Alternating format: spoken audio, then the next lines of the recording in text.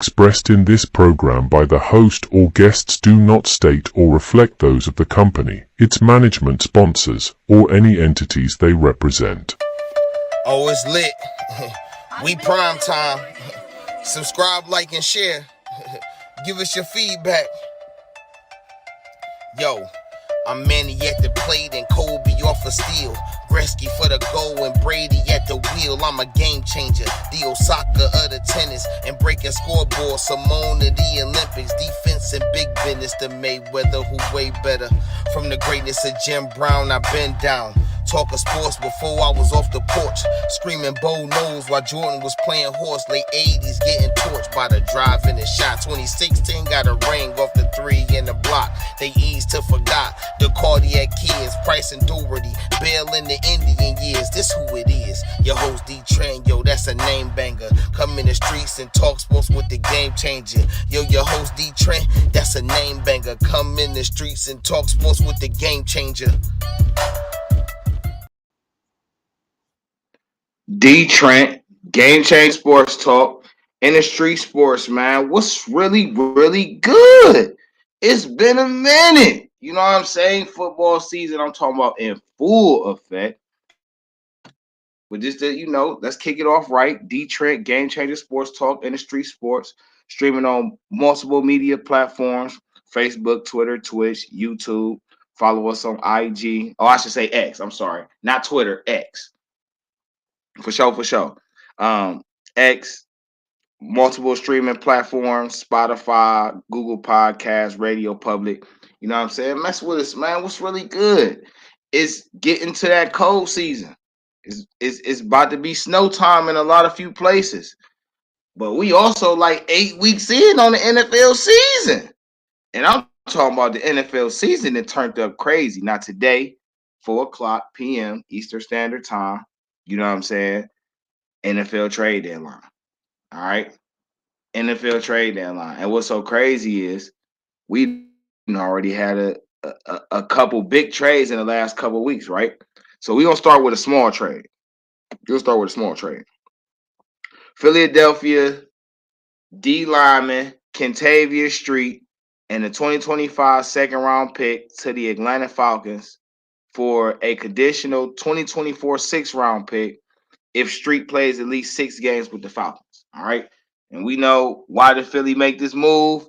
Because they got 3 of probably the top 15 good defensive interior linemen in the league.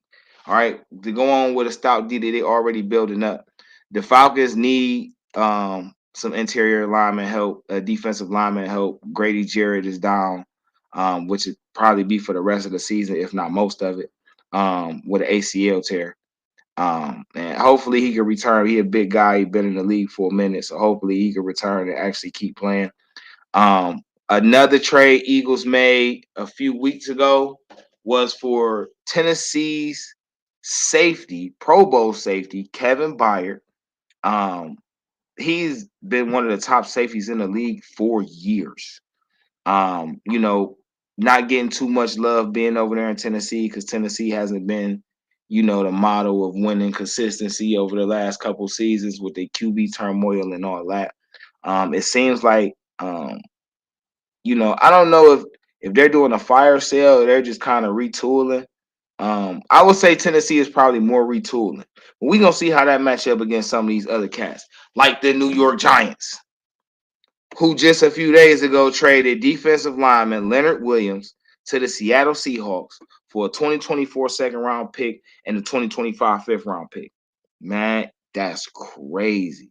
Leonard Williams is a guy that I feel like is one of the better young defensive linemen in the league. A guy who can really play all over the line, nose tackle, 3 tech, either end, very athletic, 6'4", 6'5" guy. I did want the Browns to get him at one point. I'm not necessarily mad that they didn't get him, but I think he's going to blossom very well in Seattle, especially with Jamal Adams back. They got Diggs. They got the rookie or the second round pick the second year man, first round from last year. Then they got Witherspoon from this year. Wagner back over there. And they've been doing their thing, man. Geno Smith playing like a top 5 pick in the draft. It took him about 10 or 12 years, but he getting to it. So applaud to him, man. More trades going on in the NFL. It's probably gonna be some crazy stuff going on too. I ain't gonna even lie. Oh, New York Jets traded McCole Hardman in a 7-round pick to Kansas City for a 2025 6-round pick. Now, what's so crazy about Hardman is though, like, you just left.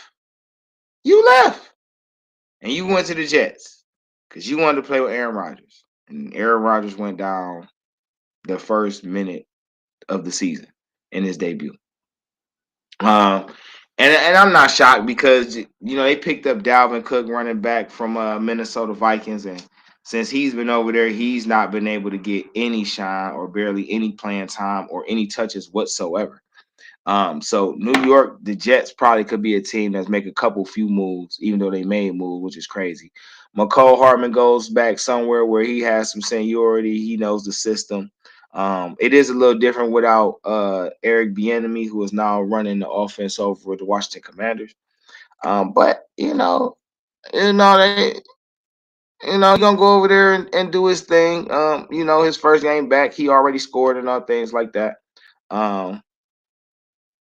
But yeah, man, DeeTrynt, Game Changer Sports Talk, Industry Sports, streaming on multiple media platforms, Facebook, Twitter, Twitch, YouTube. Follow us at Industry Sports or follow us at DeeTrynt. If you missed the live recording, you can catch the replays on Spotify, Google Podcasts, Radio Public, and various other streaming platforms. Just look for Industry Sports channel, subscribe to that, and then look for the Game Changer Sports Talk show. Follow that, like, share. Woo, woo, woo. So now we back to this trade deadline. It's so much to talk about with the NFL, y'all.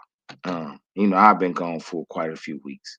And it's a lot of teams that's probably gonna want to make some moves or should make some moves, right? So as we gonna go through there, let's just go through the standings right quick throughout the league, and let's just before we end up on the Browns and really get to the Browns, let's just do an overview of the league, right? We start in AFC. We start in AFC East. Miami Dolphins 6-2, Buffalo Bills 5-3, New York Jets 4-3, New England Patriots 2-6. Now, this is one of the better divisions in the league as well. Even though the Patriots don't really seem to have the firepower for a person to be like, oh, yeah, they really gonna be knocking heads off. They do put up a good fight. And there's been a lot of talk that this might be Bill Belichick last year until the report came out that he secretly signed a contract extension in the offseason. So we're going to see how that plays out. But I would say personally, I would like to see Bill Belichick move up to the front office and just be in the front office. I don't really think he should be the GM. I think you could just make him president of football operations and just, get a GM and a new coach and allow him to groom him like that. So he could, he older, bro. He like 80. Bro, go home. Kick it with the wifey. You know what I'm saying? You don't got no reason to be here all the time. Go kick it with the wifey, all right? We get to the Jets, right? 4-3, third in the division. What's so crazy is I think it should be applauded that the Jets are still 4-3, even though they don't have Aaron Rodgers. I don't know what Zach Wilson is. Some days I think it's just more that he's still young. And experience, nothing substitutes experience. So, the more playing time he gets, the more plays he get, I think he's going to get better. But right now, I think it's a miracle that they even 4-3.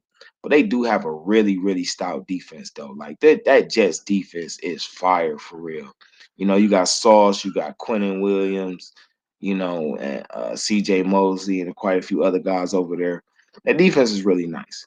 Then you got the Buffalo Bills, right? 5-3, right? And at first, Buffalo was struggling. They didn't came on in the last few weeks. You know, been a little back and forth, but they undefeated in the conference. They didn't beat everybody. They didn't beat everybody in the play outside their division. They only losses is two people in the division. So, Buffalo ain't fell off too hard. I still wonder, about their running game. James Cook does what he does, but I wonder if they make a move and bring in some more running back help. Naheem Hines, who they um, traded for last year from the Indianapolis Colts right before the deadline. He's out for the year. But they might bring something in. They might even go for another receiver threat, right? I mean, Stephon Diggs does do his thing. Gabe Davis does his thing. They got a couple other guys over there. Tight end been getting in, but I don't know. I feel like they need another piece on that offense. That defense been playing pretty good, but I think they need another piece on that offense. Miami, 6-2. Miami some dogs, y'all. That offense so fast. First off. All right. And they not just fast, just like they not Marvin Harrison. We just fast and we ain't physical. Like they got some physicality to them too. They got some nastiness. They got some toughness to them. So I personally, I'm gonna tell y'all watch out for Miami, bro. Miami might just be that thing this year. I ain't gonna hold you. Miami might just be that thing this year, man. They might just be the ones you see fighting for that Super Bowl. I ain't gonna even hold you. Like Miami is a really good team. That defense is put together. Jalen Ramsey just now about to come back or just now getting back. Listen, it's about to be crazy. All right, let's go to the AFC North, right? So we talked about, this discussion going leading up to the season was, hey, the AFC stout. 10 of the teams got quarterbacks that are considered to be top echelon or potentially top echelon quarterbacks, right?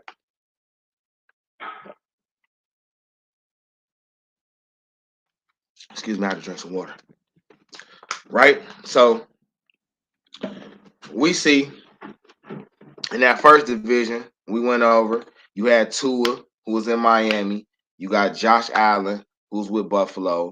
We talked about Aaron Rodgers, who was injured. And even New England got Matt Jones. And Matt Jones ain't, he ain't no scrub. It's just more about the team around him. So now you get to the AFC North, which is arguably the toughest division in the league right now. There's some other ones that get honorable mention, but it's arguably the toughest division in the league, right? And the Baltimore Ravens sit atop this division at 6-2. Perfect in non-conference games, 2-1 in division games, 4-1 on the road, which is phenomenal. All right. Lamar Jackson just seems to just keep performing and keep doing what he does. And you gotta commend this man. Y'all gotta start giving this man his respect, bro, as a quarterback. All right. Whether with his legs or with his arm, his job is to win games. All right. And when he's the full-time quarterback over there with the Ravens, he wins games. That's just a fact. Now, we can nitpick and say, he don't win games in the playoffs. And y'all did the same thing to Peyton Manning. He don't win games in the playoffs. But at the end of the day, though, a championship is a team accomplishment. It's not just on one player. There are 22 starting players on each team. There's 53-man rosters active, at least 40, 50. 50 are active on game day every week. It's not just one person's job. You know what I mean? That defense, they put it together real well. Patrick Queen and Roquan Smith in the middle. You got Marcus Williams and Kyle Hamilton on the safety side. Marcus Peters and I think Humphrey's still down. But they got a pretty, really, really good defense. And that offense, when speaking on the Ravens, with Odell starting to come to life, Zay Flowers really starting to show that he is number one. Bateman is just now returning back into the fold. They still got Duvernay. You forgot they got a 2 tight end set, with Mark Andrews. That's that guy name. Mark Andrews and Isaiah Likely. So, if they're playing like this right now and they haven't found a rhythm, these Baltimore Ravens, bro, they gonna be tough, man. DeeTrynt, Game Changer Sports Talk, Industry Sports, streaming for multiple media platforms. Wherever you viewing this from, with the exception of Twitter, X, it'll be a link in the comments. You can come up if you want to talk. I'll give you feedback. You can get in, type in your messages and all that, and we gonna see you. We gonna respond to you. The Game Changer Sports Talk, streaming on multiple media platforms: Facebook, Twitter, Twitch, YouTube. Follow us at Industry Sports or follow us at DeeTrynt. If you missed the live streamings, you can catch the replay on Spotify, Google Podcasts, Radio Public, and various other streaming platforms. Just follow the Industry Sports channel. All right. Subscribe, follow that, and then you will see the Game Changer Sports Talk show with DeeTrynt. All right. So back to this AFC North, right? Because the Ravens right now, record-wise, performance-wise, they've been doing their thing. Now, I don't agree with how they try to line this up. I know they hate Cleveland a lot, but we just gonna do Pittsburgh because they next, right? The fact that Pittsburgh is even 4-3, what's going on, darling? You have to give much credit to Mike Tomlin as a coach, as a man, as a leader. That squad is by far the least fully talented team in the division. All right. They have the least amount of playmakers and proven stars on that team. They defensive interior front seven got some guys that's, they secondary got a guy. But that offense has nothing. Nothing. And somehow, some way, Mike Tomlin has these guys at 4-3, 2-2 at home, 2-1 on the road, perfect in the division, 3-2 in conference, 1-1 non-conference. That's crazy.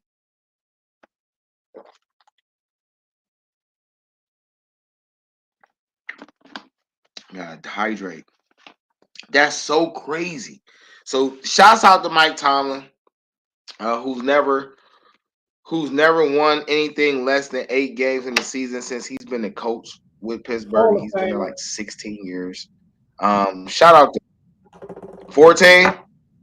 Huh? No, I say first time. You said 14 or 17? What'd you say? Oh yeah, no, for sure. First ballot. Oh, For no, sure. I was saying first ballot Hall And of if he's Fame. not, who? I was say you breaking up, bro. Say it again. Oh, I thought you was talking to somebody in the background too. No, I was saying first. Oh, that's why, because I ain't got my damn microphone. First, I was saying he a first ballot. All right, bet. Yeah, I was saying Tomlin a first ballot Hall of Fame coach. Mm-hmm. Whatever he got there, man, he makes shit happen. Ugly wins and all that, man. They make shit happen. Our division, bro. Our division, man, one of the toughest divisions. If not the toughest. I'm always stand on that. It's different from the weather. It's different, man. No. So I'm glad you said that, right? Because for some people who don't understand why people pick the AFC North as one of the toughest divisions. First off, if you win this division, there's a good chance you're going to the Super Bowl. Most of the time, when a team wins this division, they end up in the Super Bowl, especially in the 2000s. How many times have the Ravens been? How many times have the Steelers been? How many times? Well, I mean, the Bengals only went once, but how many times have they been? How many times the Steelers and Ravens been to the AFC Championship game or the second round of the playoffs? We can say, yeah, the Browns is the only one that don't have a resume like that when it comes to winning in postseason or even being eligible for postseason. But over the past half decade, maybe even a year longer, they've had one of the better rosters in the league. And one of the better front offices and coaches. Now, they can't seem to stay away from being victim of the injury bug, and the injury bug haunts everybody every year. But when we talk about toughest divisions in the league, We talk about teams that's gonna give you day A1 all the time, including the elements. No team in this division has a dome. Everybody plays outside. Everybody plays in a climate where it snows and rain, and where being hot is a scarce climate. That's all. This is all the factors in this division. If you can't run the ball, you're not going far at all. All right. So the AFC North is, in my opinion, by far the toughest division in the league. All right. And like I say, Ravens did their thing. Pittsburgh got their thing. Now, mind you, the Ravens got Lamar Jackson, right? So we talk about quarterback number 5 in the division in the conference that has 16 teams, right? We just gonna keep counting as we go along how many good quarterbacks it is in this conference, right? So we get to the Browns, who's ranked 3rd in the division. By right, the Browns should be 6-1. The Browns should be 6-1. It's so crazy, right? You know, the way they lost to Pittsburgh was so crazy because Pittsburgh didn't win the game. Like, that's just the reality of it. Pittsburgh didn't win the game. The Browns lost the game. That defense, that Browns defense, number 1 defense in the league, top 3 defense in the league, has been playing this way since week 1, since the season started. Right? They did a phenomenal job in that first loss. Unfortunately, Deshaun Watson just was not making great decisions, and his 2 turnovers was the difference in us losing the game. If he doesn't turn the ball over, if he doesn't miss a couple passes, the Browns blow them out. All right, we're talking about 2-0 team. The Browns did play the Ravens, and it's so crazy because they play the Ravens a week after playing Tennessee. Deshaun Watson looks good against Tennessee, but he gets hurt. Doesn't play against the Baltimore Ravens. Baltimore wins. Crazy how Baltimore won, but they did. Kevin Stefanski, he pulls out, who that, DTR? Now, a lot of people was upset. Why did he bring DTR out in that game? That's not what I was upset about. I was upset at the fact that Kevin Stefanski, as the head coach, did not have an alternate game plan ready, just in case Deshaun Watson didn't play. You so put all your eggs in the Deshaun Watson basket that when it was time to about face and change, do a 180, you didn't know what to do. You was like a chicken with your head cut off. And you basically left DTR out to dry. People say, why you didn't put PJ Walker in? Because PJ Walker had just got signed to the team that Tuesday. There was no way he was playing in the game. No way. I'm sorry. DTR had been there since he got drafted. So there's no way somebody else is playing in the game, bro. It's just not happening. All right. But it should have been more of a run heavy type of deal going on. It was not. I did not like it per se, but it was what it was. You know what I mean? But the Browns sit at 4-3. Deshaun Watson is still out. PJ Walker is still a quarterback. And the trading deadline is in like 3 hours and 40 minutes. All right. There's been talk of the Browns might trade for Derrick Henry. Or they might trade for Devontae Adams. There was even rumors of the Browns trying to trade for a legitimate backup quarterback. This what I'll say.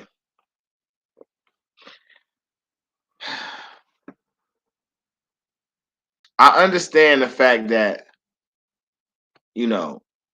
Chubb is out for the season.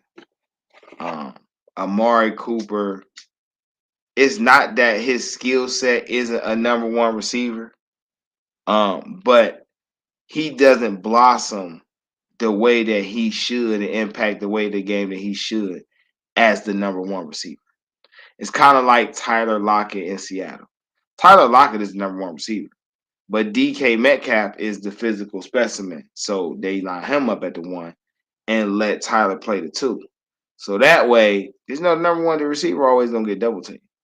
So if you put him at the 2, then you force the defense to have to play 1-on-1, which gives you more opportunities and all of that. You I'm talking not about? fully opposed, Who you talking huh? about? Seattle? I just came back. I ain't I was hear you. comparing, I was talking about Amari Cooper and how his skill set is a number one receiver, but he Mm-hmm. doesn't impact the game. I don't think he'll impact the game the way he should being the number one receiver. Mm-hmm. Um, and I related it to Tyler Lockett in Seattle. Tyler Lockett is the number one receiver, but DK Metcalf is the physical specimen and the younger Mm-hmm. one. So he plays the number one, and Tyler plays the 2, which is allow Tyler to kill like he do. Mm-hmm. So I'm saying Amari Cooper should be used that way, and I was saying that all to the point of if it's true that they wanted to trade for Devontae Adams. I'm not opposed to them trading for Devontae Adams because I would never be opposed to potentially next year having Devontae Adams, Amari Cooper, and Nick Chubb. I would Same here, never be opposed to but that. it's same here. So when I made my post about it, you know what I'm saying? Like we don't need them. It ain't like we don't need them, but what we getting them for right now? You feel me? And we can't even get the ones that we got the ball. And me personally, I feel we got receivers. I would love to see them play our young boy. Let Tillman get in there, man. Big body and tough. Let that young boy play right now. You know, I like what's our little receiver? He began. It's like he getting Elijah most of Moore, the now. Elijah Moore getting most of the touches and shit, but man, David Bell. no, no, no. You talking No, you about? talking You about talking Moore. about Elijah Moore? Like Elijah Moore, he getting most of the touches right now. But man, I just I don't know if it's just his size. I just feel like man, we not using all our receivers like we got right now. I definitely feel like they need to let that rookie play some more. I don't even think he played yet. You seen Tillman get in any game? I ain't no Tillman been on injured reserve most of the whole time. So he injured right now. That's what it is. Yeah, I don't know if he's necessarily injured, but it's very possible he could just be healthy scratches because so keeping your same point of not using the receivers you have. You have Cooper, DPJ, Elijah Moore, David Bell, David Njoku. So I feel you when you say like you're not even using them correctly to even be trading for Devontae Adams. I will also add that y'all not using them correctly to even be giving Tillman no free to give him no playtime right now for shit to open up. But also, I will say this: Amari Cooper has one more year left on his contract. DPJ is a free agent at the end of this year. Elijah Moore is going to he's got one more year left on his deal before it's the 5th year option. So they're going to be talking some type of restructure with him. David Bell has one more year on his contract. If you trade for Devontae Adams, he gives you at least 2 more years left on his 4-year deal. So that'll give you one whole season with him guaranteed locked in with Amari Cooper. You're going to have to end up paying DPJ anyway. So if DPJ says, I want 18 million a year, would you pay him the 18 million a year, or would you rather just pay Devontae Adams the 22? You see what I'm saying? So it's like it's a gift and a curse. Like, yeah, I could pay DPJ the 18, but we're not even using him. If I give it to Devontae Adams, it don't matter if I call a specific play for him or not. Devontae Adams is just going to get open. And that's kind of the same thing with Amari Cooper. So now if you get both of them on one side, I mean, on opposite sides, it's always one-on-one coverage. It's always. You know what I'm saying? And you did it with giving Deshaun Watson a year to, a full year to be able to really acclimate. You know what I'm saying? Which is another concern for the Browns because he hasn't fully turned the corner the way people feel like he should have yet. You talking about Watson? Um, Before you get to Watson, yeah, what's Adams' contract situation? I'm gonna pull it up for but last season when he got traded, he was it was his contract was over, and then they gave him a 4 year. I want to say it was. I want to say it was 4 years, 120. Um, because then Tyreek upped him with like 4 years, 121 or some shit. Um, but so if I'm not mistaken, he has the rest of this year and then 2 more years. So he signed a. No, that's the old one. What's the new contract with the Raiders? How long is it? There we go. Yeah, let's go to Sports Track. So listen, for all of those, when I go look up contracts and history of sports teams, I go to sportstrack.com. The SPOTRAC.com. That's where I go to get my information. I feel like they be a lot of accurate and it's easy to navigate and get to exactly what you're trying to look for versus having to jump around. So Devontae Adams signed a 5-year, $140 million contract. Um, that was last season. So if they trade for him, they would have him the rest of this year, 22 years left on his contract, not two. He had 3 more years left on his contract. Um, um his carry, he probably gonna make them take some of the salary, but he got something. Um, but knowing the Raiders, man, he could probably give up DPJ. And he might have to give up David Bell. And then that would make room for Tillman to get more touches. And that might work. DPJ and Bell might just fit better over there with the Raiders because they only got like Jacoby Myers and is it Osborne? I think Osborne with the Vikings. I don't even know. They got they still got Hunter, right? Hunter Renfro. But Adams has a $16 million cap hit for next year. Which there's a potential opt out of that contract after next year. That's in there for his clause. And then if he does play the final 2 years out of his contract, it's $35 million apiece. At that point, Adams would be 34, going into his 34th year of age at the end of that contract.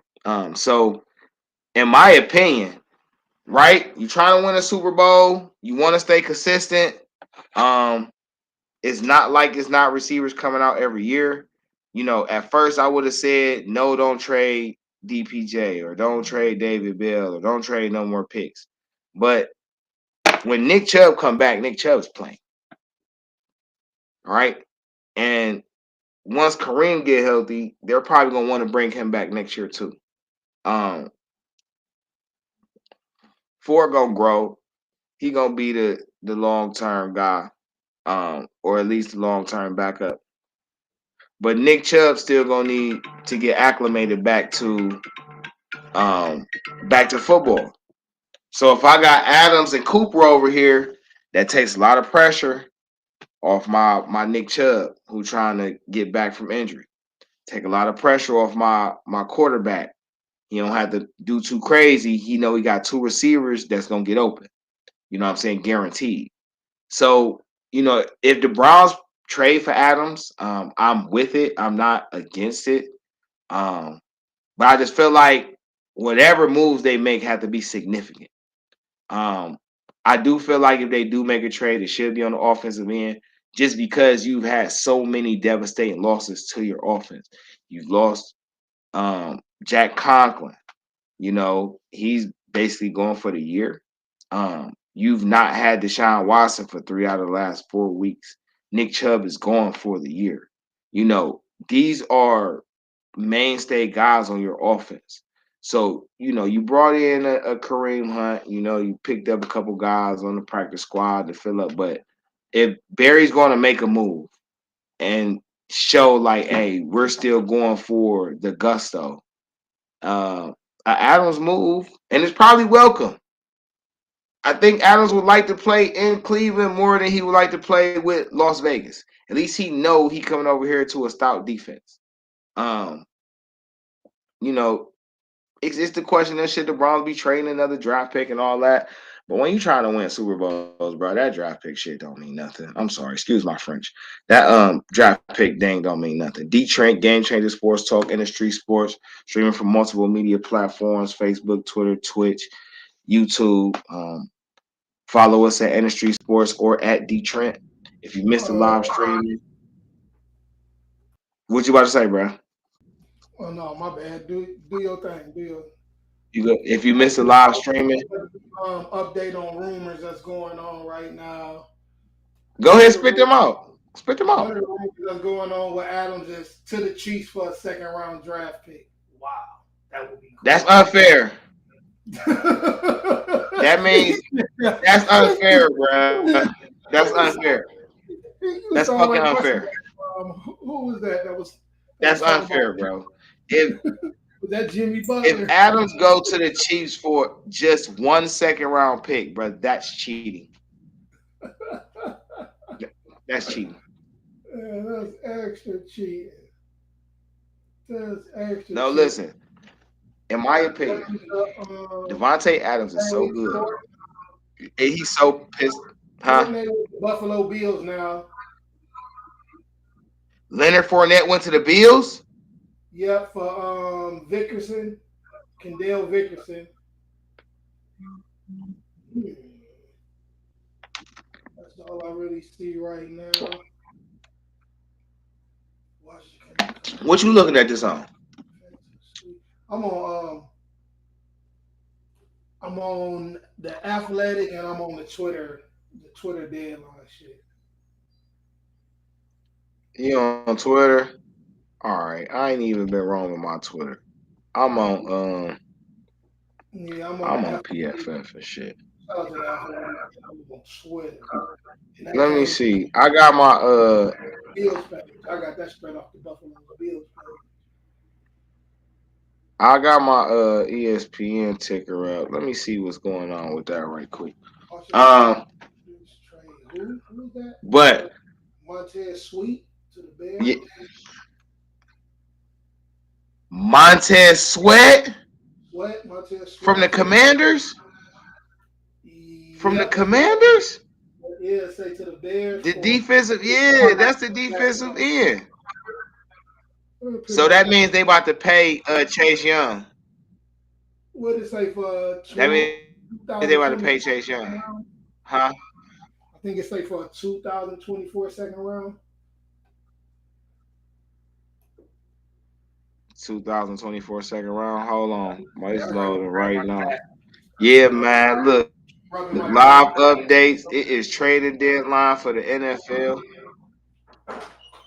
Say it again, bro. Okay, I got you. Yeah. So the Washington Commanders and the Chicago Bears have agreed to a trade that is expected to send defensive end Montez Sweat to Chicago for a 2024 second round pick. It makes sense though, right? Because Sweat in the last year of his contract, and they just picked up Chase, or they didn't pick up Chase Young's 5th-year contract, which means Chase Young will be an unrestricted free agent at the end of the season. And I don't think they wanted to let Chase Young go. Montez Sweat is a dog. And I think him going to Chicago is really help him out because Chicago's been really getting that defense better. They're going to be willing to pay him the type of defensive end money that he's looking for. And they need something explosive on that line to go with what they drafted already. Also, who is this? Hold on. The 49ers, the San Francisco 49ers and the Buffalo Bills are among the teams that are discussing potential trades for Chicago's cornerback Jalen Johnson.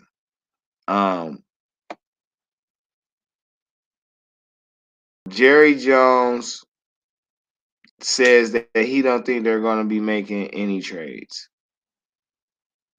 Derrick Henry unlikely to get traded. Um, Richie James, receiver from Kansas City, is a chance to get traded. And the Steelers are open for business when it comes to trades, which makes sense because, like I was saying earlier, they probably got the least amount of talent in that division. But dang, Montez Sweat to the Bears is a big thing, though. I wonder how it's going to affect that Washington Commanders defensive line. Maybe it might get them a chance to move guys around a little bit more because they got Allen, they got Payne, who they just paid, they got Chase Young. Each one of these guys can really play any position on the defensive line. So if you get just another guy down there that can just soak up bodies, then you can kind of move these guys around and do a number of things. So that's very interesting, man. As I was saying, DeeTrynt, Game Changer Sports Talk, Industry Sports, streaming on multiple media platforms: Facebook, Twitter, Twitch, YouTube. If you missed the live streamings, you can catch the replays on Spotify, Google Podcasts, Radio Public, various other streaming platforms. Just look for the Industry Sports channel, follow, subscribe, share, and then look for the Game Changer Sports Talk with DeeTrynt. Follow, subscribe, share, give us your feedback. Whatever streaming platform you viewing us from right now, definitely take a chance to. Yeah, and I probably should share this a little more, right?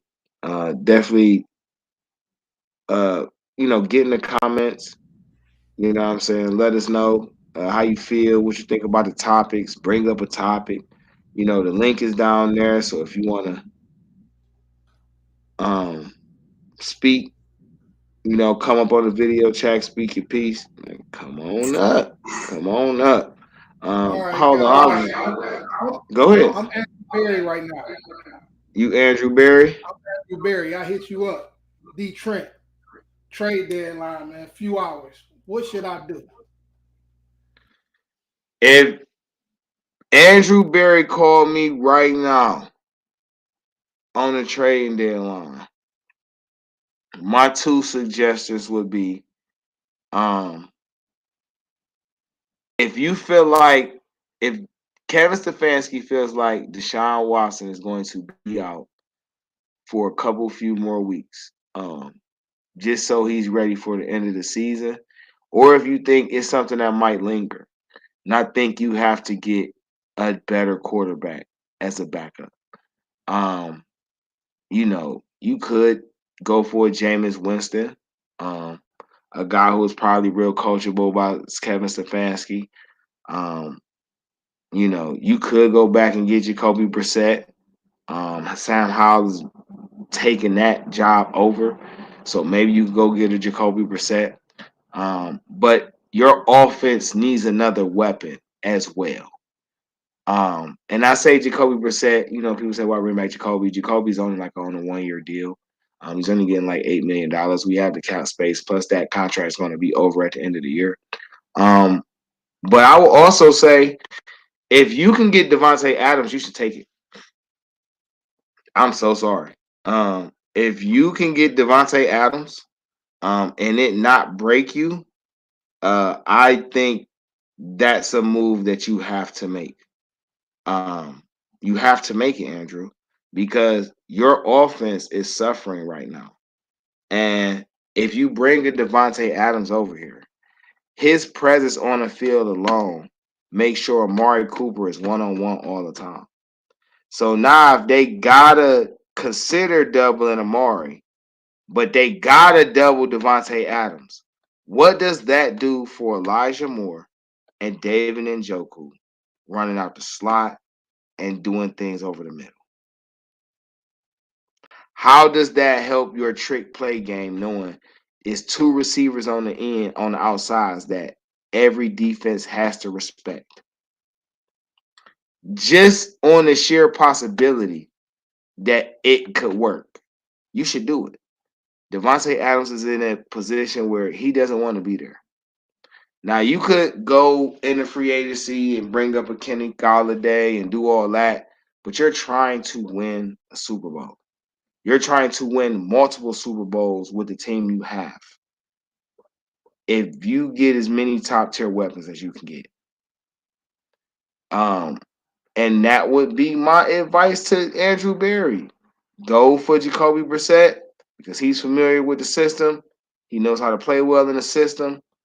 DTR doesn't have to feel the pressure of being ready to be the number 2 this year. You can give him a year, the rest of the year, to really get his game up, get his, awareness up, and bring Devontae over here and let it work. So, bruh, that's my answers. Devontae and Jacoby. That's it. It's my context. Hold on.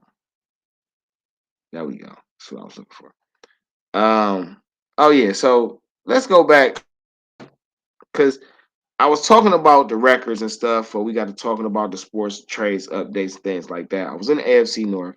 I definitely just talked a lot about the Browns. We'll go back to it in a second. But the Cincinnati Bengals, right? Joe Burrow, finally back in the form.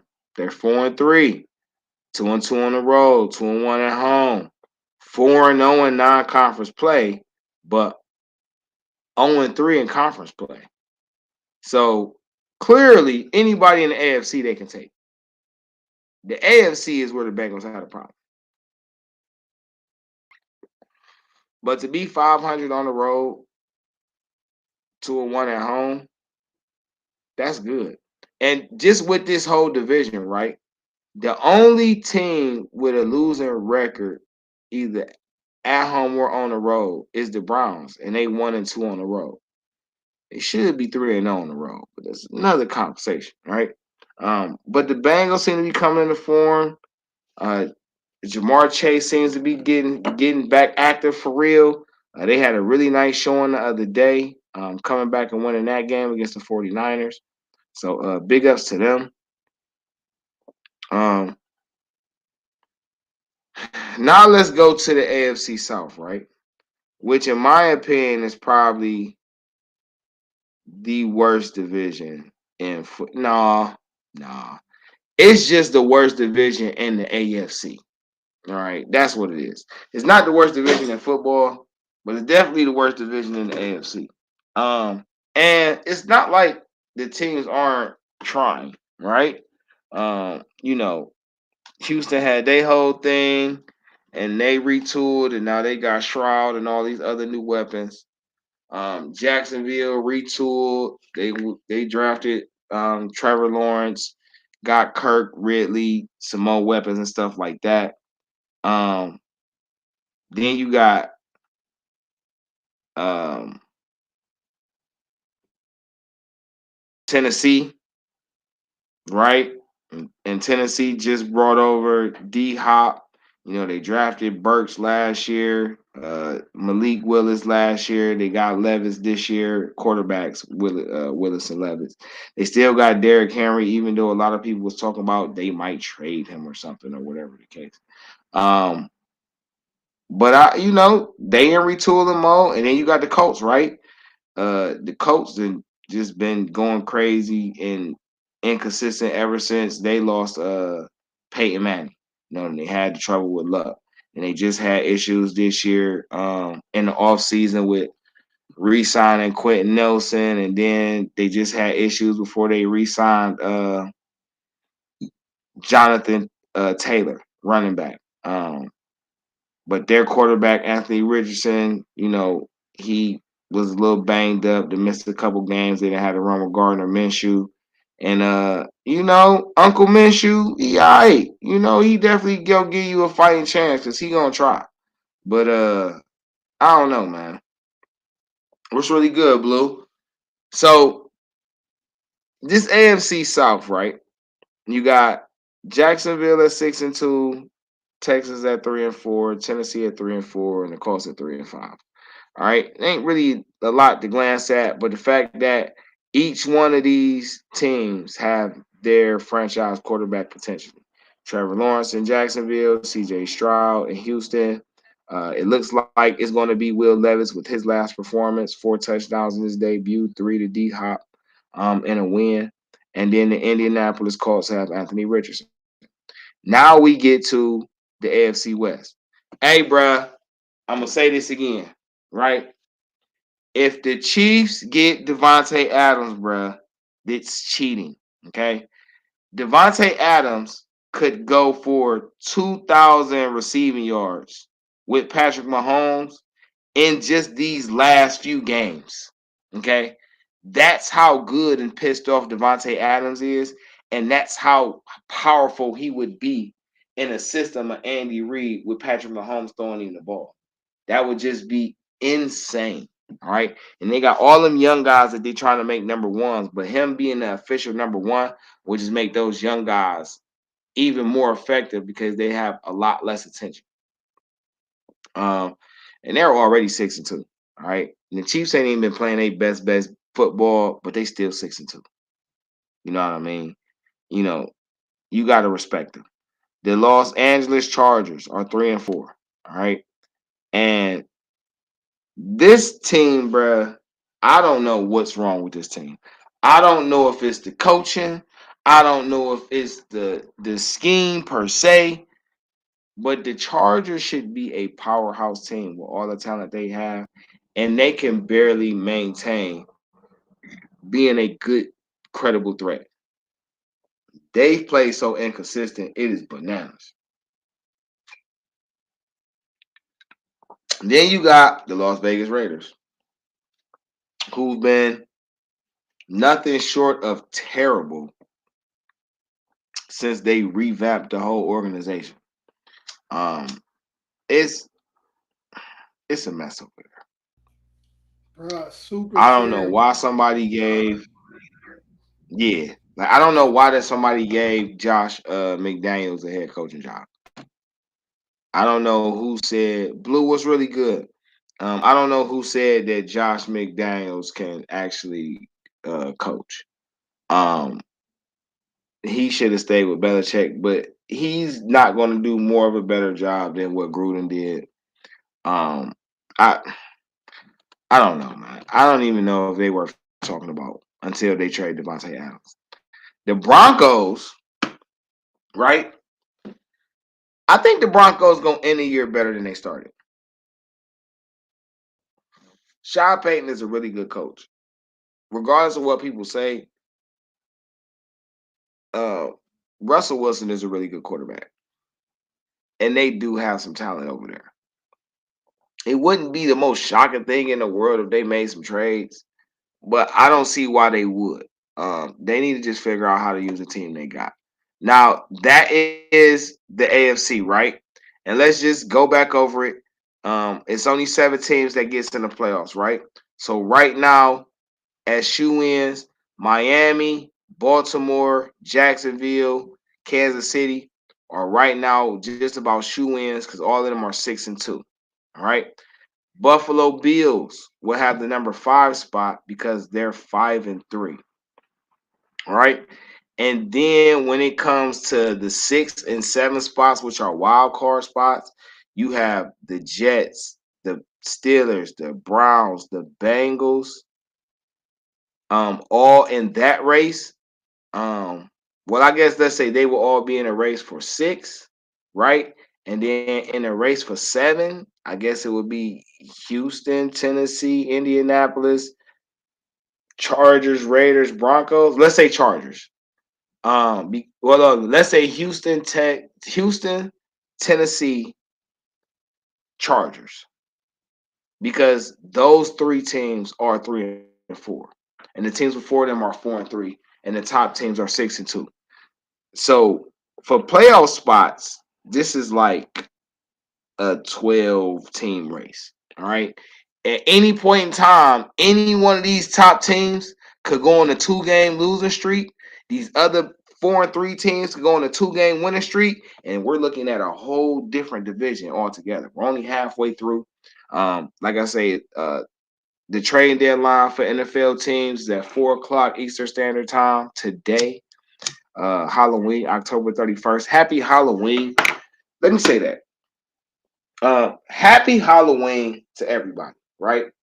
For all those with little ones that they're taking out, be safe, have fun. For the party, people throwing parties, bless y'all, giving people of all ages, sizes, shapes, and colors a place where they could just dress up and be safe. Have nice snacks and just enjoy the day, even though it's a weekday. And I want everybody to be safe, no matter where you are in the world celebrating or where you at in the country.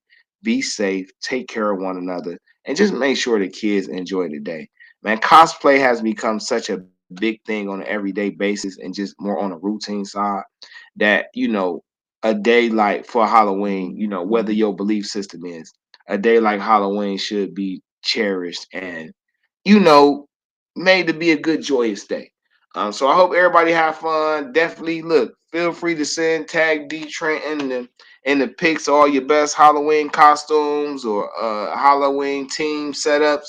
I would love to see them all, man. Definitely. All right, so we gonna just breeze through the NFC, right? I can only go so long. I gotta get ready to go to work in a few. But it's been a minute since I've been able to sit up here and chop it with y'all for real, just on the football side overall. I'm gonna tap basketball a little bit in a second, but we just gonna keep this football thing going, right? Because the NFC is a whole different story than the AFC. Okay. There are not that many good teams in the NFC. At the same time, the teams that are good are definitely battling. Um, so if we start with the NFC East, which Before you, is which before you do that, just a little breaking news: the Commanders is they talking about they in talks with making moves with Chase. So let's see what they might trade Chase too. yeah, that's what Rappaport just dropped. Hey, So I'm sorry, Andrew Berry. We got to revisit this conversation. Bruh say if you had some suggestions and Andrew Berry called you, what would you say? I'm so sorry, Andrew Berry. You have. I'm sorry. I feel like these two moves you kind of got to make. It's not the end of the world if you don't make them, though, Andrew. I promise you it's not. It's not nowhere near the end of the world if you don't make these two moves. But I'm just going to tell you, from my point of view, you should be making these two moves.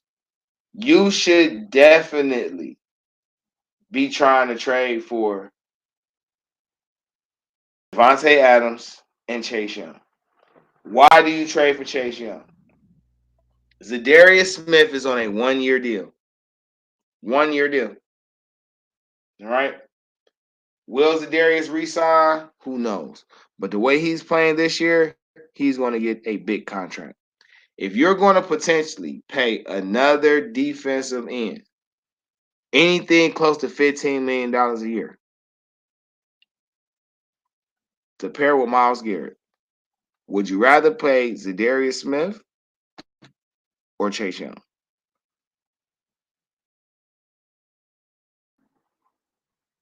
No brainer, right? I love Zadarius. But Zadarius got about 2 or 3, maybe 4 years left for him of football. Injuries aside, you know what I'm saying? They don't come into play. Chase Young, injuries aside, don't come into play. Got a whole nother 10 years.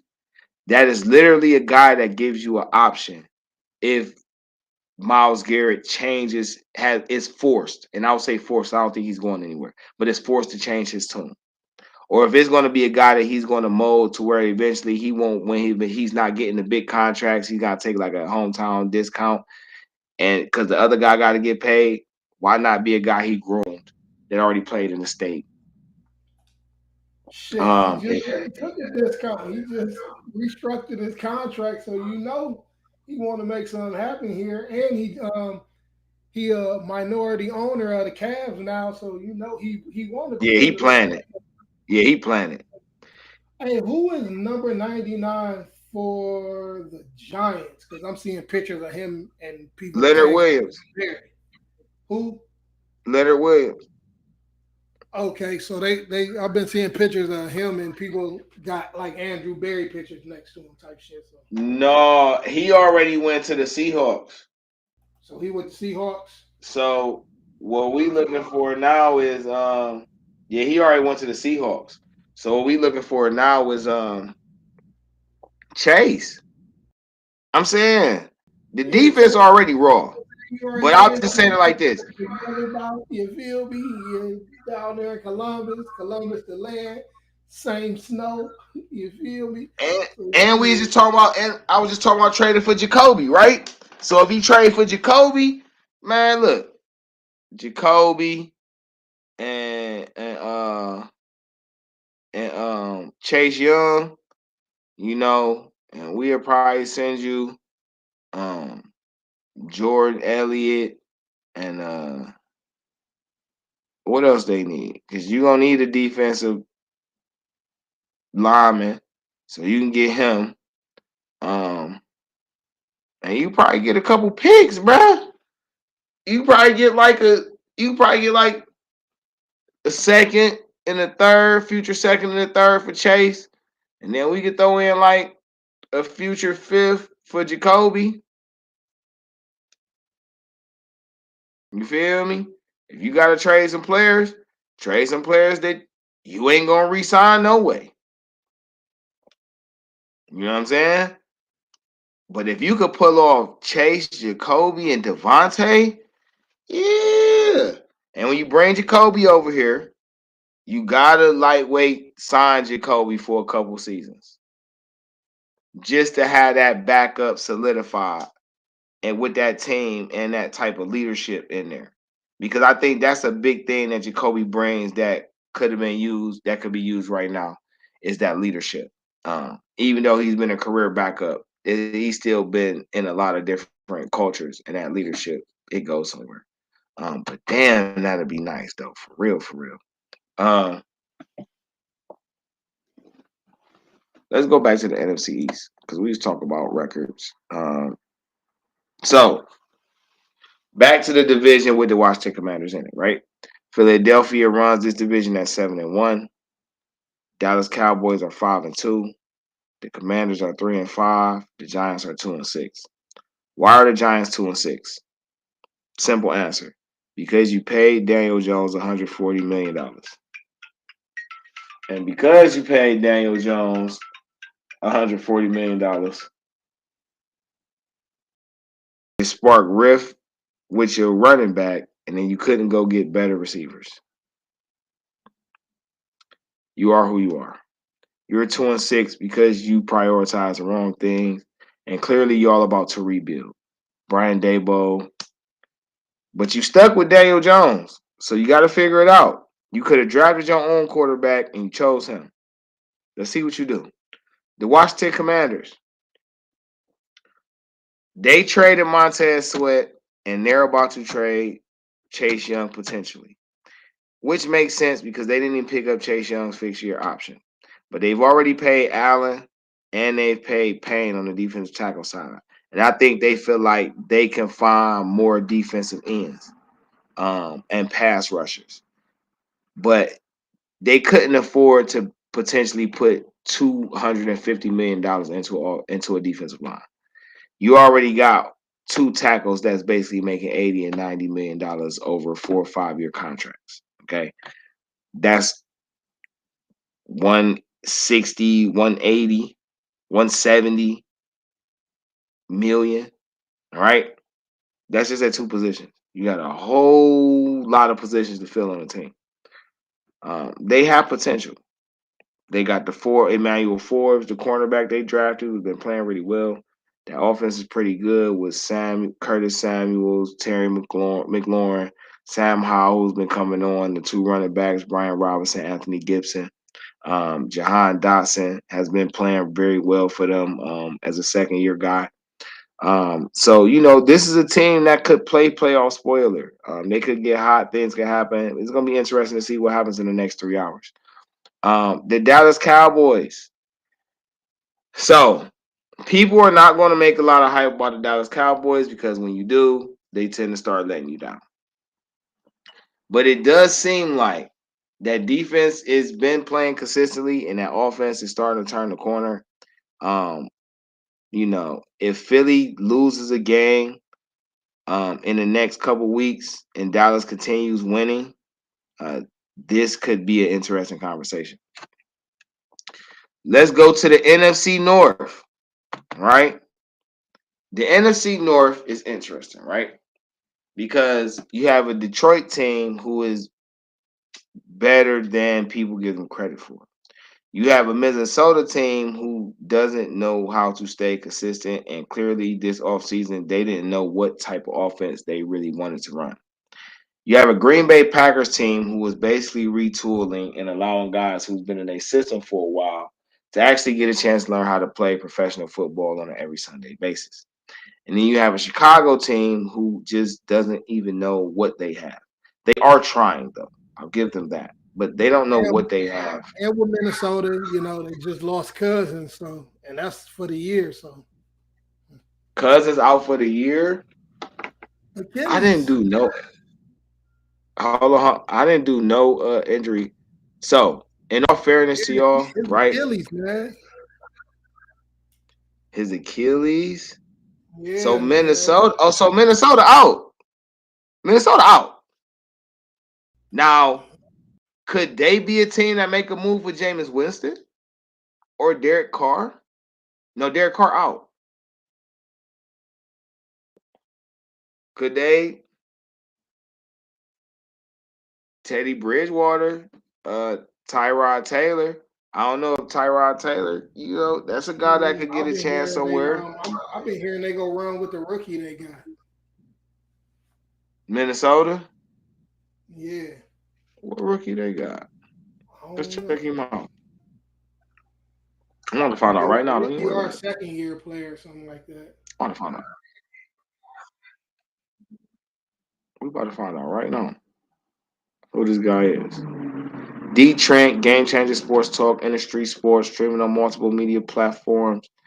If you missed the live streaming, please follow us, subscribe us at InDaStreetzSportz channel on Spotify, Google Podcasts, Radio Public, and various other streaming platforms.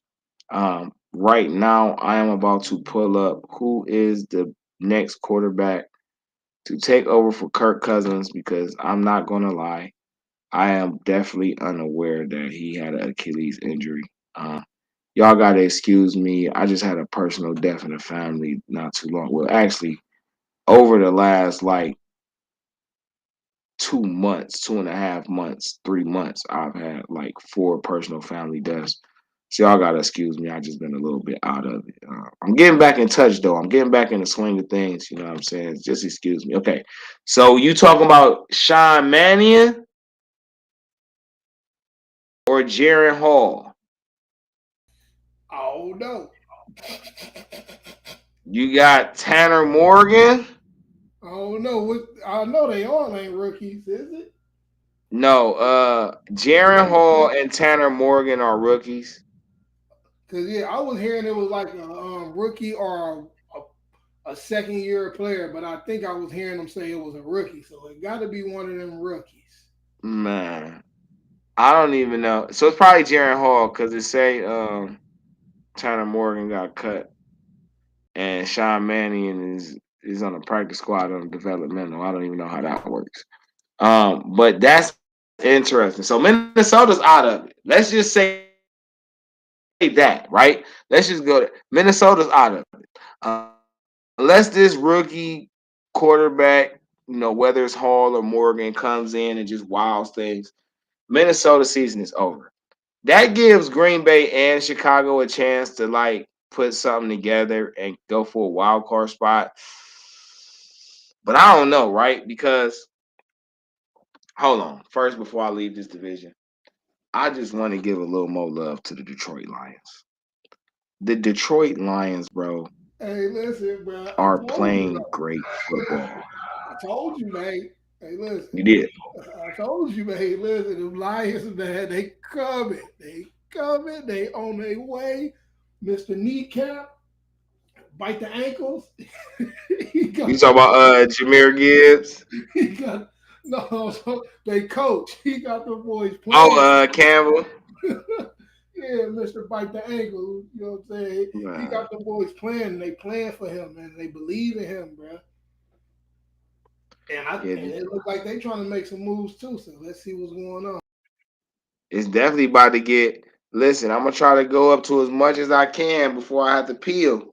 You feel me? I'm rocking with y'all. Um, but man, this is crazy, though. I'm not gonna hold you. So let's get to the last division, right? The last two divisions in the NFC.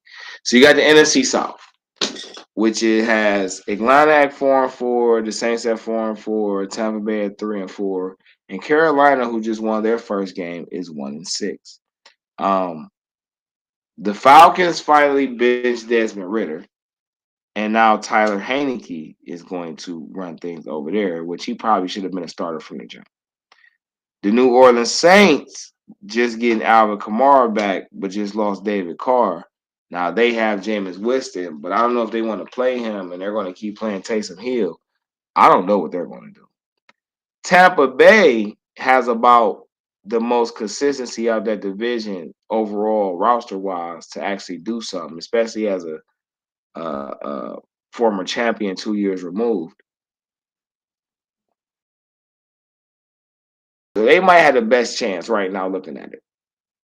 But you don't know how Baker's going to play. Baker's been playing pretty good though, so he could turn a corner. We gonna see how that works. All right, and now we get to the NFC West, which is the most Jekyll and Hyde division in the league. Seattle with their Sunday win over the Browns in a very good back and forth game. Um, they're now 5-2. The San Francisco 49ers are 5-3 with their recent loss to the Bengals on Sunday. The Rams are 3-5, and they just got smoked, and I mean smoked by the Dallas Cowboys. And then you got the Arizona Cardinals, who are I don't even know if they're an NFL team anymore. And I'm not even saying that to be disrespectful. I'm really saying that in a case of confusion. Like Arizona, bruh, what is the plan? What is the plan? That's all I'm asking. I'm not even judging. What is the plan though? Because clearly Cliff Kingsbury either didn't have a plan or y'all didn't like his plan. And Jonathan Gannon, I mean, I think he is potentially be a really good coach, but I don't know what type of personnel he's looking for or what he's looking to run. So this is why I say Jekyll and Hyde, because the LA Rams are a few years removed from a Super Bowl win. And Cooper Kupp is out. So if Cooper Kupp returns in the next week or two, do they go on a streak? We don't know. If Seattle can keep pulling out nail biters, or was that win and they go on a 2 or 3 game losing streak?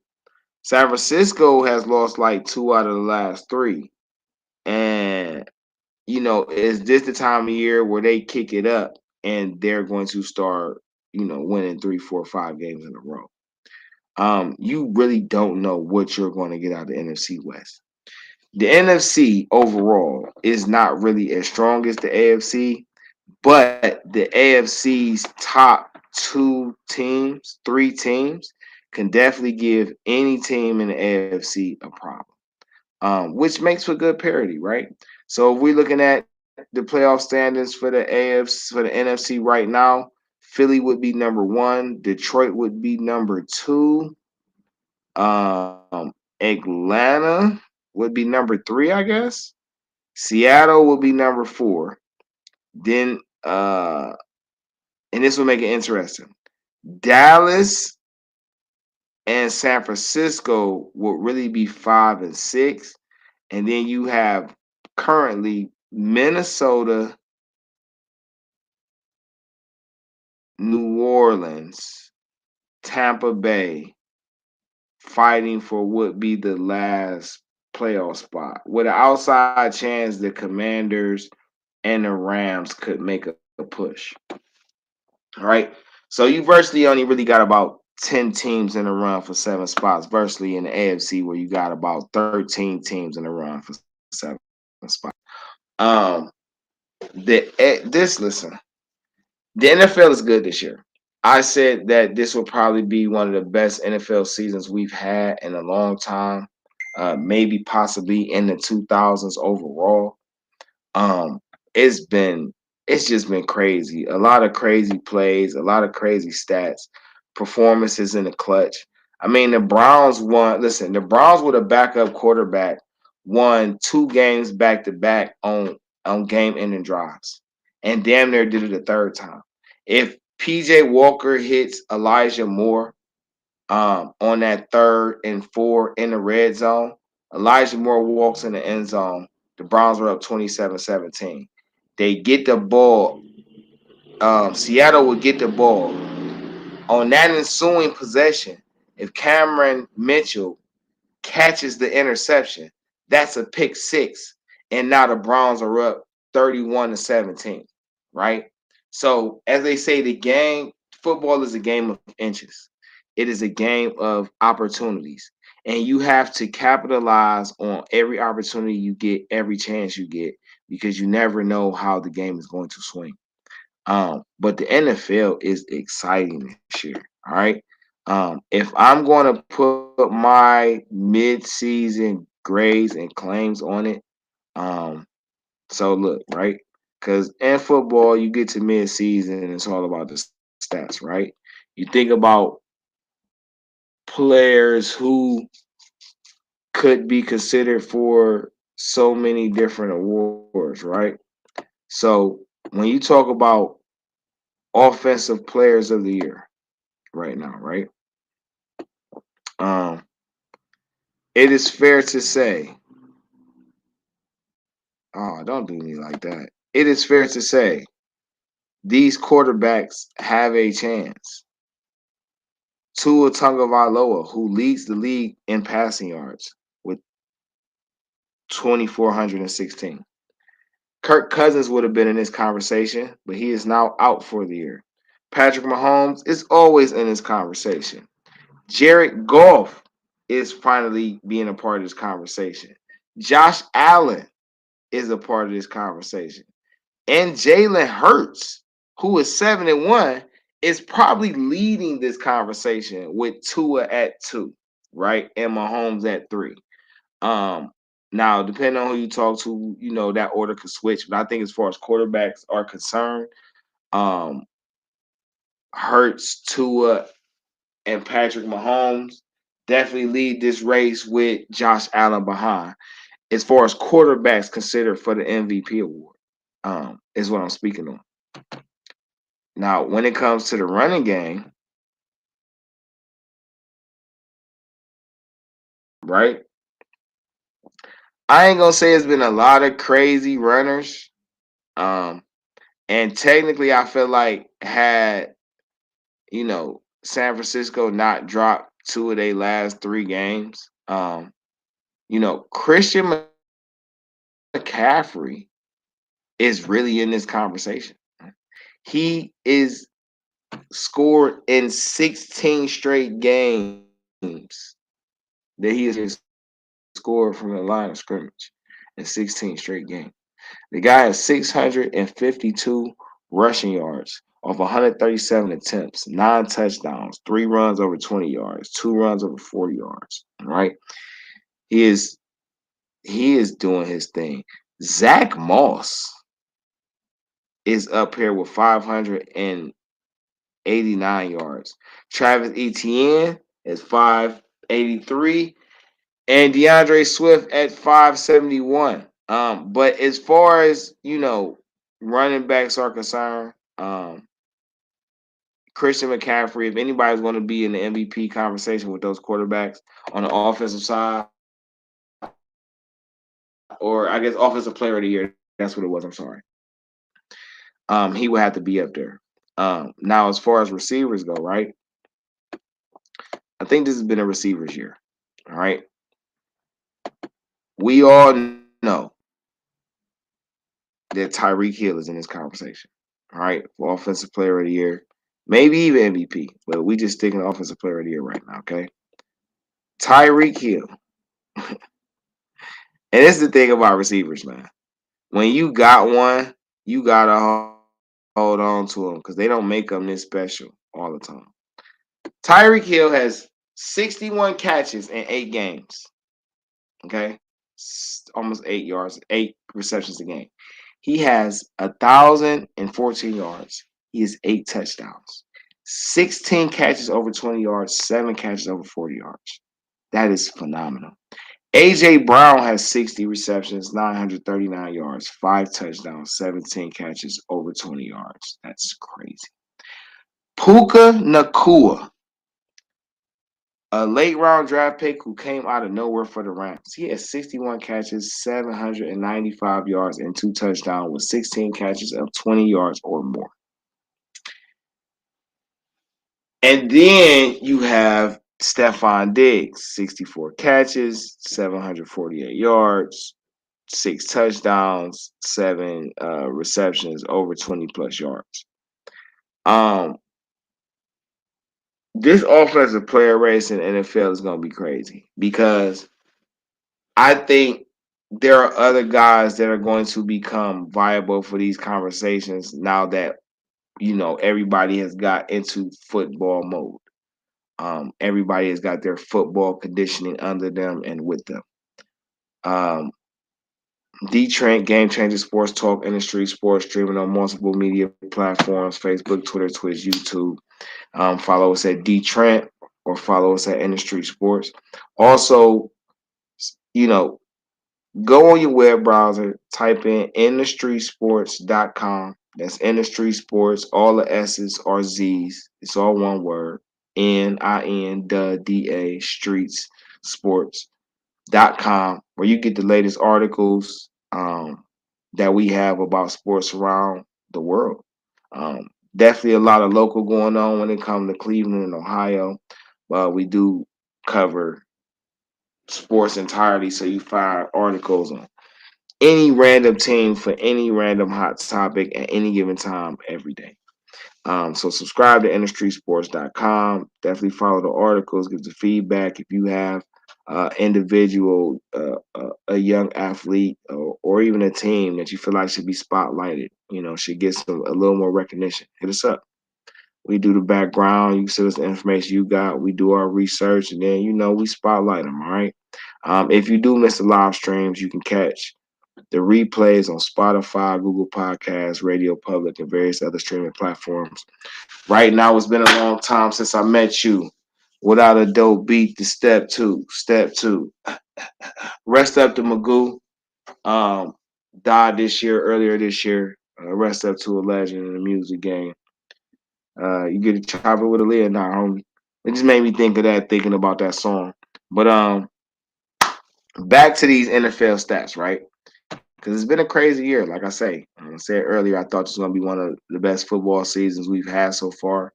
Outside of different injuries and the different slow starts for different teams that people feel like should be playing a lot better.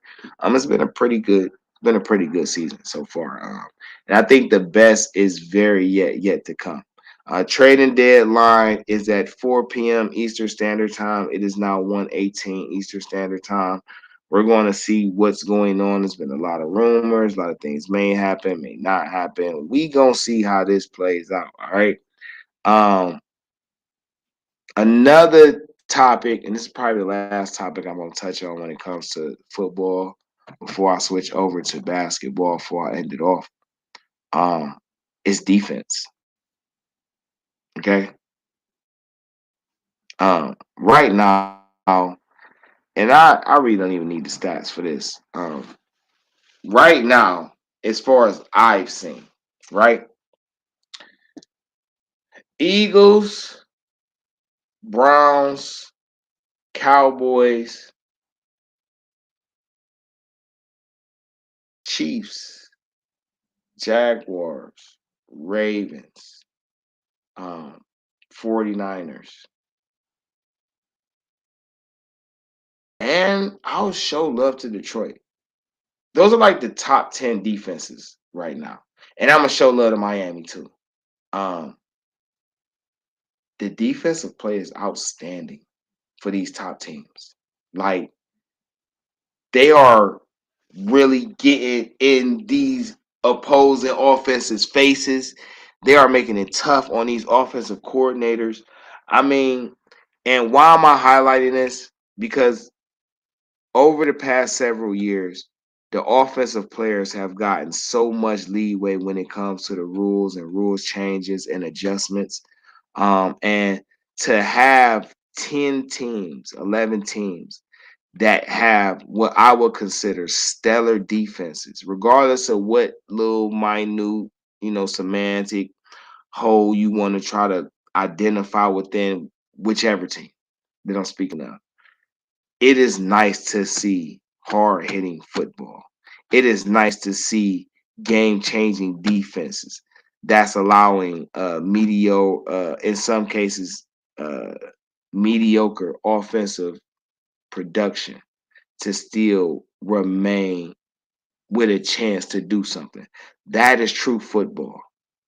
Whether it's a 70-point game or a 9-point game or a 3-point game. That's one of the things that make football so interesting is you never really know what type of game you're going to get game to game, week to week. When you have defenses that make it hard for opposing teams to score, you always have a chance to win the game. That is why it is so important for your offense to take advantage of opportunities the defense gives them. Turnovers, 3-and-outs, um, uh, you know, a break in fortune on a call that extends a drive or ends a drive or puts the opposing team in a compromising position that allows your team the chance to capitalize. You have to take those all the time. As close to all the time as you can, you have to take advantage of it. But it is nice to see defenses back in the NFL.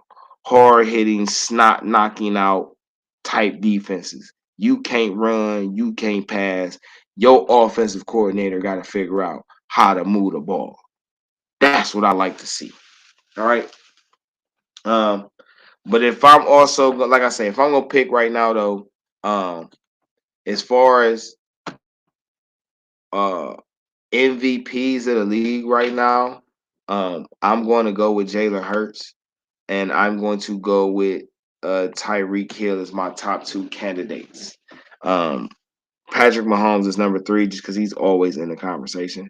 But those would be my top two for MVP, Offensive Players of the Year: Jalen Hurts and Tyreek Hill. They may split it 1-1. One may get both. Neither of them may get it. We got to see how the rest of the season plays out. On the defensive side, though, Myles Garrett. This is not even debatable. Myles Garrett had a game where he had 2 sacks, a blocked field goal, and 2 tackles for loss in the first half. He ended that game with 9 tackles.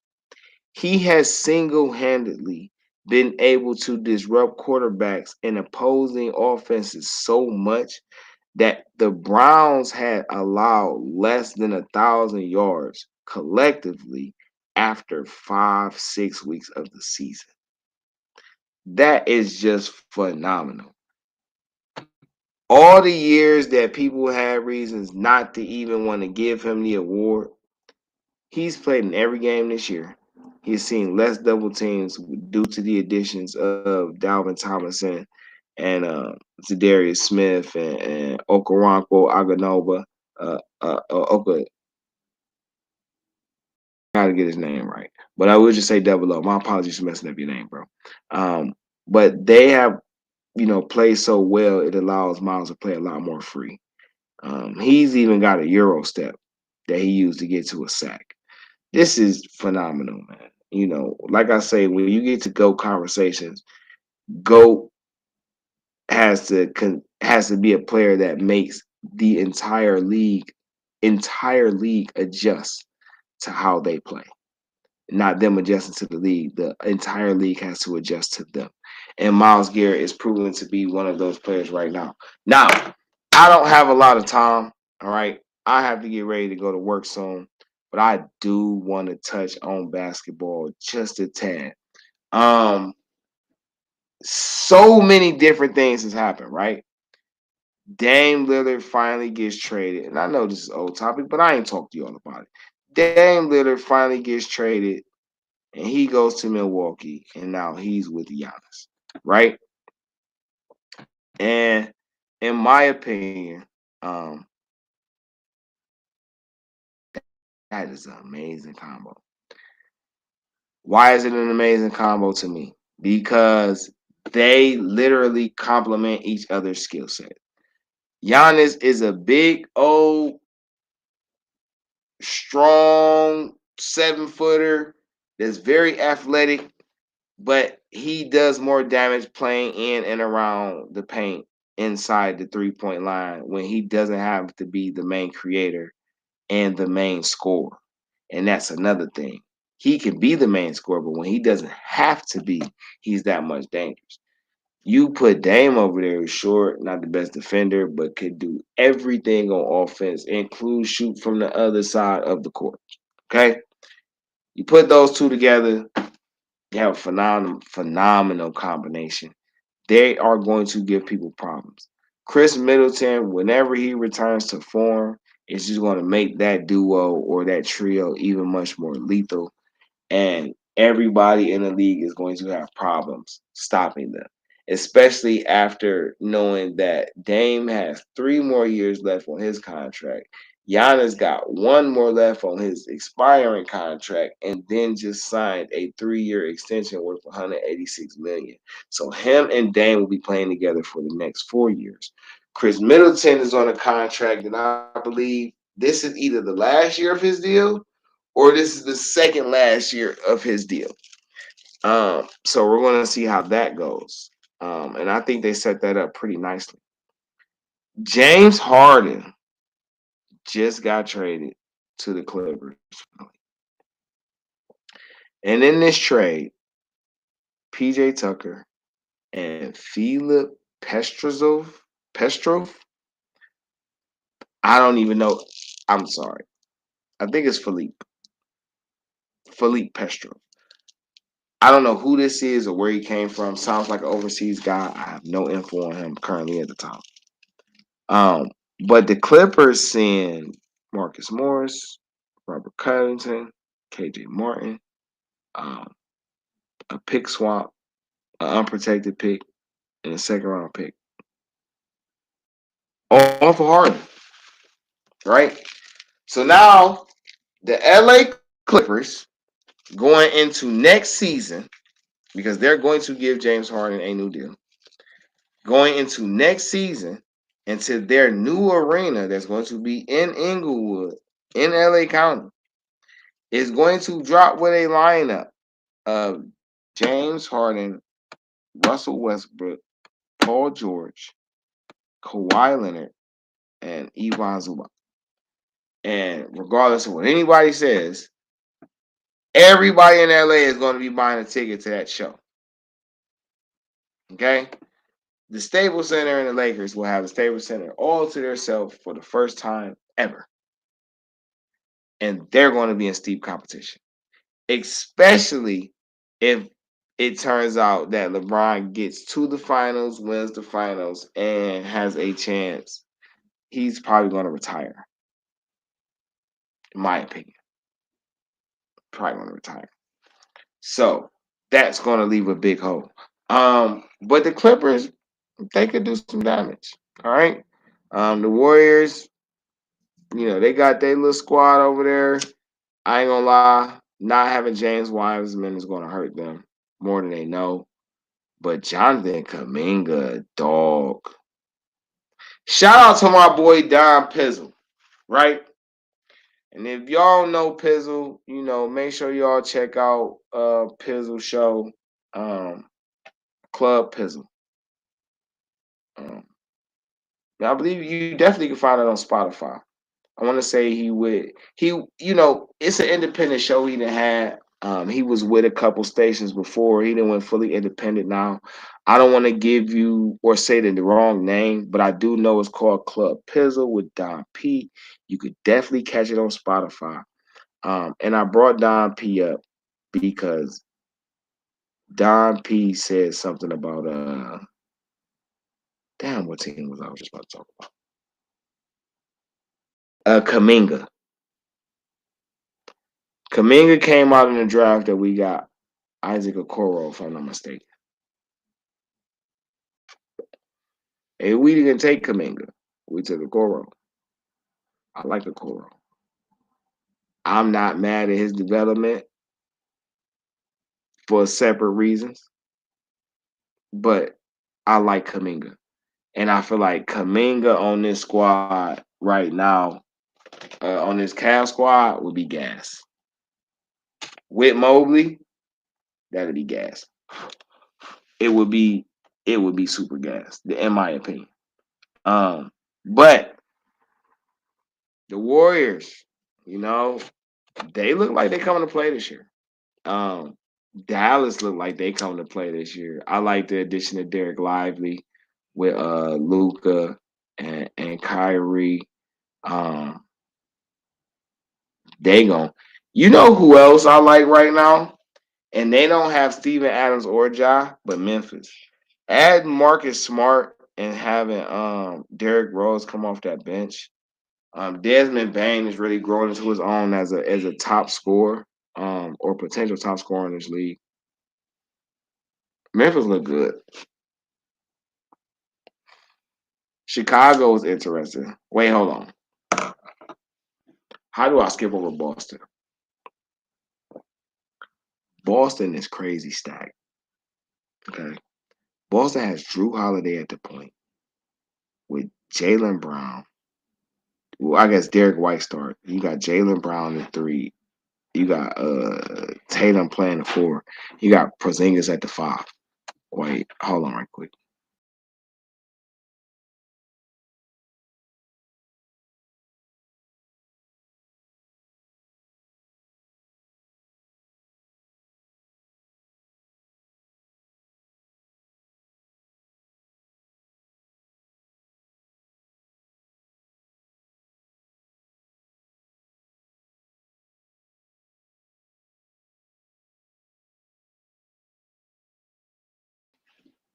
Yeah, though. Them Boston Cats with Porzingis at the 5.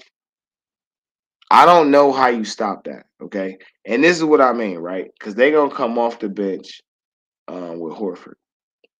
And I like Peyton Pritchard, too. But, bruh, Holiday and Jaylen Brown. Devin White, and Jaylen Brown are all top-tier defenders. Jason Tatum can play when he wants to play and can be very effective. But Porzingis is a blocking machine, right? And all of them can stretch the floor. Every last one of them can hit threes. Every last one of them could take a player off the bounce. This Boston team is strapped. It's going to be a long season for a lot of the NBA with these Boston Cats. It's crazy, the team that they got over there. I'm so sorry, y'all.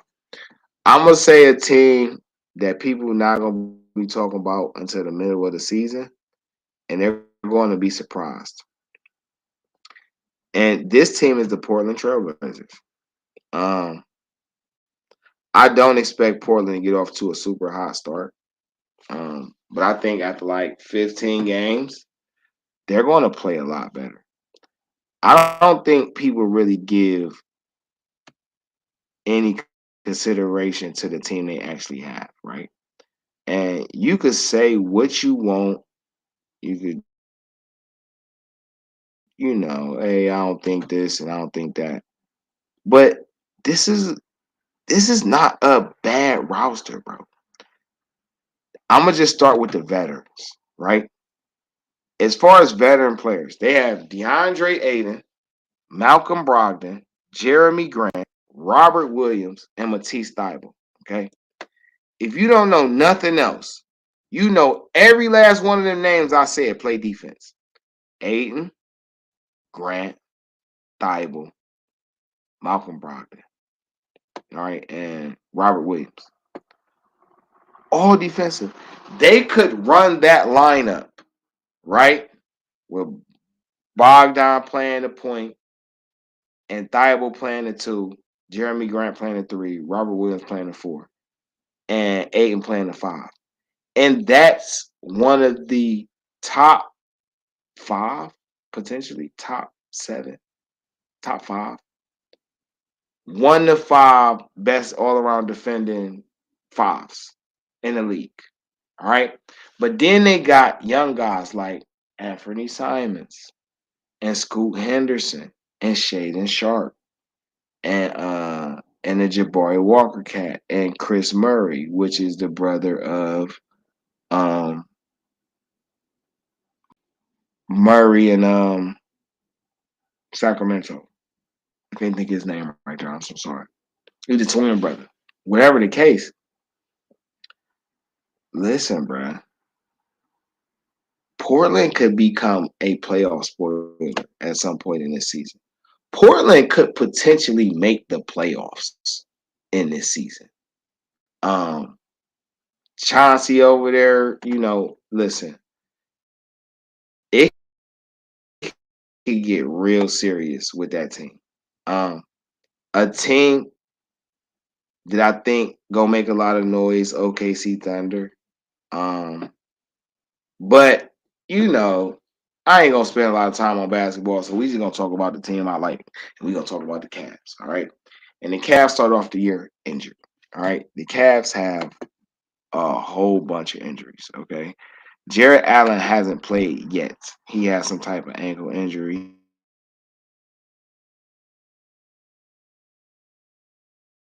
Part of me deadline trade. Um, you have Garland out, Mitchell is out, Ty Jerome is out, and I think somebody else is out as well.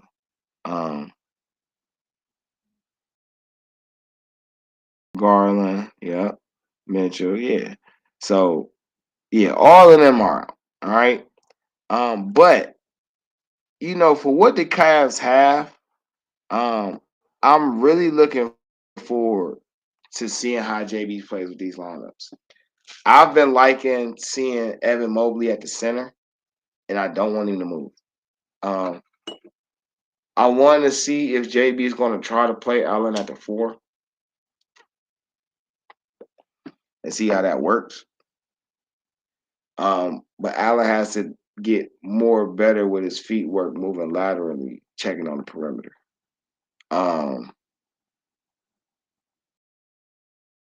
I think Isaac Okoro is going to have a breakout year. Ain't gonna be too crazy, but I think he is. I think Karis LeVert is going to legitimately contest for 6th Man of the Year. But I want to see how Donovan Mitchell evolves as an all-around potential superstar. Like, he's a star right now, but I don't think he's a superstar yet. But it looks like in the beginning of the season, his one-on-one defense has picked up tremendously. In 2 of these 3 games, he's gotten a crucial steal and score in the last minutes of the game, inside the last 5 minutes, last 2 minutes of the game, last couple possessions. And I think that's a big thing. Haven't seen Garland yet to see how it plays, but Matt Strus has been a great addition, scoring double-figure points and double-digit rebounds in 2 of the first 3 games. When that lineup is fully together with Allen and Mitchell and Garland, with Strus and Mobley, I think there's definitely going to be one of the better teams in the Eastern Conference for sure. They're going to have their hands full though, because like I said, Milwaukee or Boston, these teams are loaded, and you got a lot of other teams that are definitely going to contend or at least not make it easy for the Cavs for whatever they're trying to do. I really want to see how much time Imani Bates gets as the season progresses and how his jumper translates to the NBA level. But I definitely want to see him, Porter, and Isaiah Mobley get a lot of run with the charge and in the developmental league. I think they had really good chemistry in the summer league when they won a championship, and I would like to see if they could pull off a G League championship as well. And I think that'll make them very much primed to be everyday players in the NBA next season for the Cavs. And a lot of Cavs, a lot of flexibility with different things is going to be coming up with contracts and players. But this is just the beginning of the NBA season. And right now, we're trying to see the Cavs go to the ship, to the finals, and return for the first time without LeBron James, which would definitely put a lot of hype on the city. But I am DeeTrynt. This has been Game Changers Tour Sports Talk, Industry Sports, streaming on multiple media platforms. As I say, if you missed the live stream, you can catch the replay on Spotify, Google Podcasts, Radio Public, and various other streaming platforms. I will be going live soon again. It may be tomorrow. We're going to cover more of the NBA. Probably touch on recap. What NFL trades actually went down leading up to the end of the deadline, and what to look forward to for the rest of the season for teams with the moves they made. It's been a pleasure rocking with y'all. You're going to see me more often, hear me more often.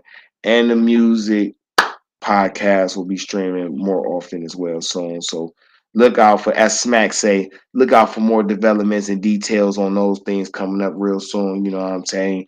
Man, it's been a pleasure rocking with y'all. DeeTrynt, Industry Sports, Game Changer Sports Talk. We'll holler at y'all later.